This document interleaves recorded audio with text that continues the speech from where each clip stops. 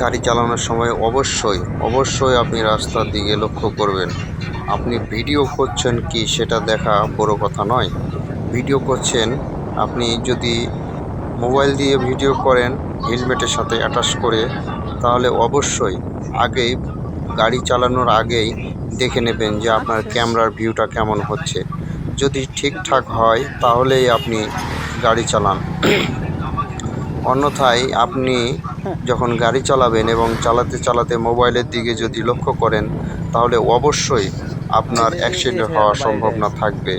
সুতরাং আপনি গাড়ি চালার সময় কোনোভাবেই মোবাইলের দিকে দেখানো যাবে না।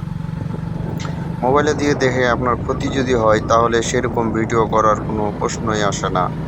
যদি আপনি বুকের সাথে অ্যাটাচ করে, অর্থাৎ বুকে বাঁধানোর জন্য এক ধরনের ফিতে পাওয়া যায়, সেটি দিয়ে যদি আপনি ভিডিও করেন, তাহলে সেটাও দেখে নেবেন গাড়িতে উঠানোর আগে অথবা গাড়িতে বসার পর। দেখবেন যে আপনার ভিউটা কেমন আসছে। যদি ঠিকঠাক আসে তাহলে আপনি গাড়িতে চড়ুন, এরপর গাড়ি রওনা দেন। আর যদি পিছনে বসে, অর্থাৎ আমার পিছনে একজন আছে, সে ভিডিওটা করতে